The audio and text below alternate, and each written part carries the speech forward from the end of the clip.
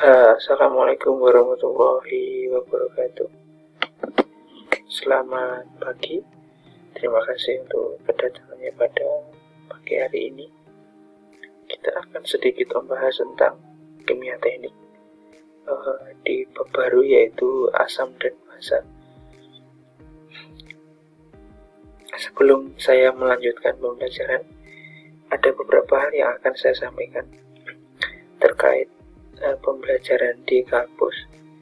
Jadi beberapa hari ini, beberapa dosen yang ada di unit 2 termasuk kita di PVTO itu work from home, jadi tidak ke kampus karena kemarin ada kasus di samping kampus tepat ya, karena kampus tepat itu ada yang meninggal karena COVID.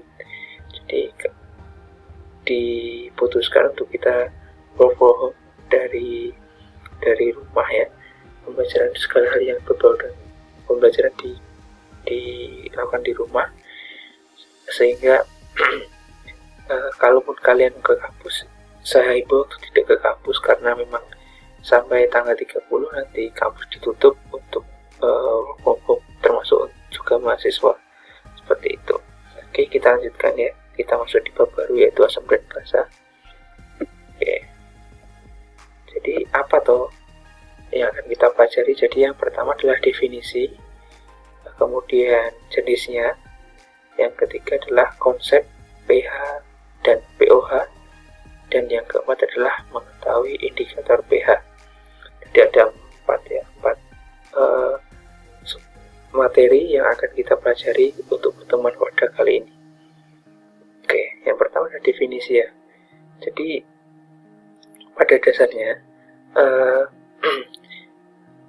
asam itu ketika bereaksi disimbolkan dengan H, itu adalah segala macam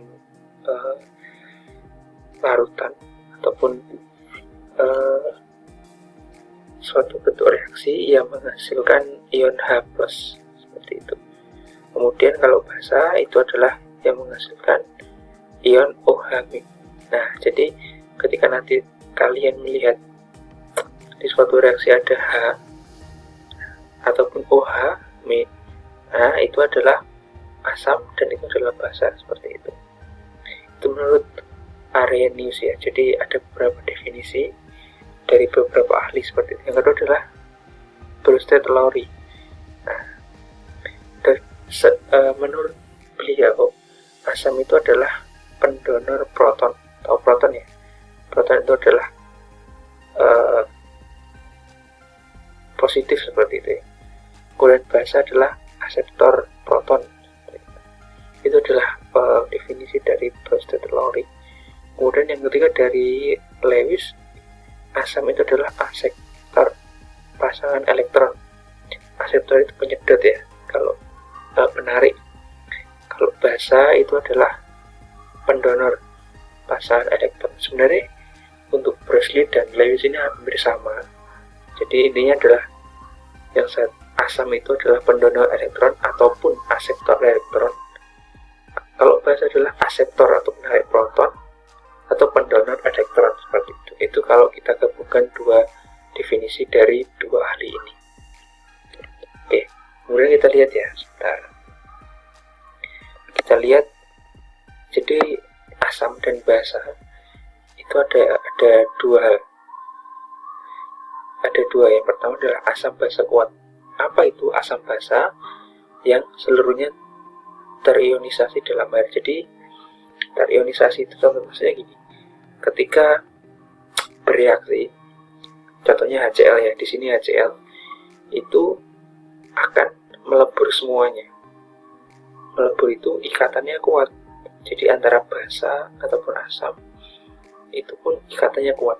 Jadi semua ketika dicampurkan itu terionisasi.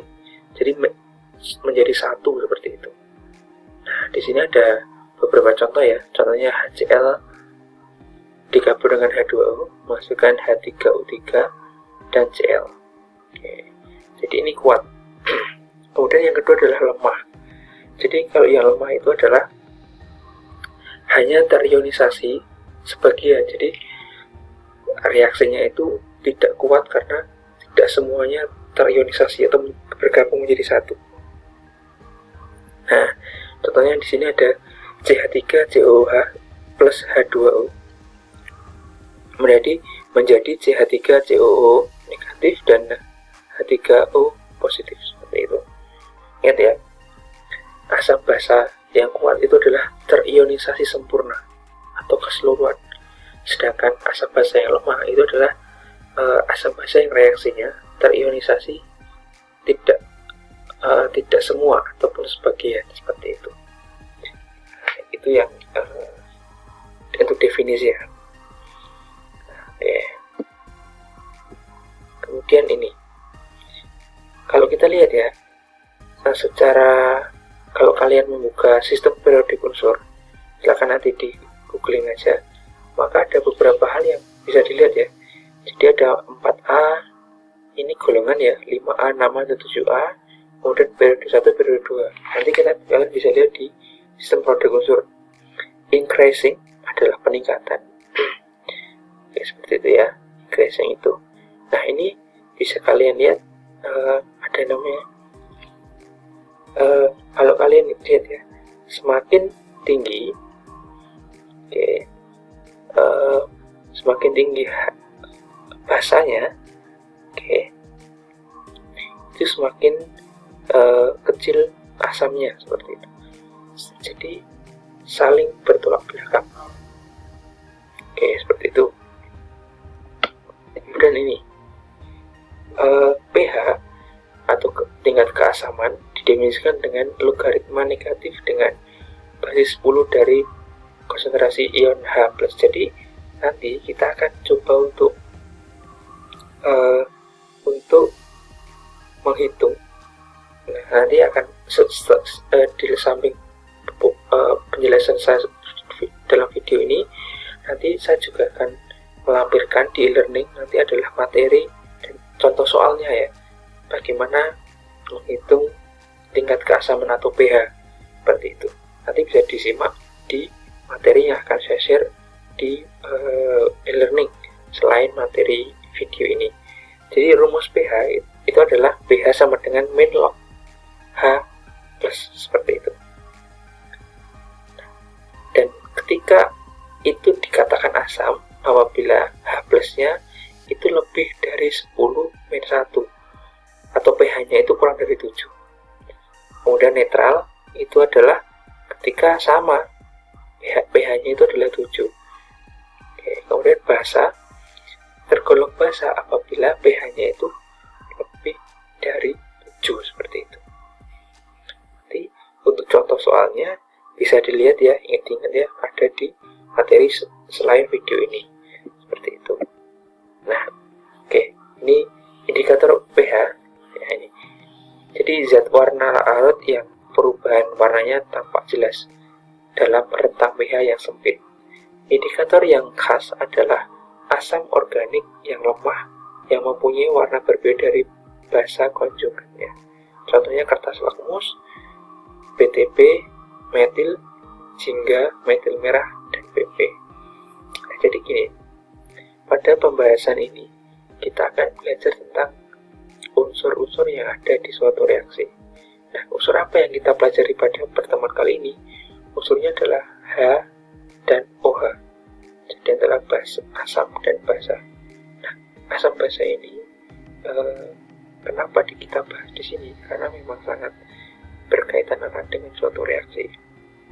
Dan kalaupun kita pelajari di dalamnya itu ada beberapa hal yang dapat kita gunakan, dapat kita manfaatkan dari pencampuran H ataupun OH, seperti itu. Nah, soalnya kita telah berbagi mempelajari Cl, contohnya unsur Cl, unsur Br, Be, ataupun yang lain. Tapi pada kali ini kita akan khusus mempelajari H atau asam dan OH dan basa, seperti itu. Oke, itu dulu dari saya. Terima kasih untuk pertemuan pada pagi hari ini. Akhir salam. Assalamualaikum warahmatullahi wabarakatuh.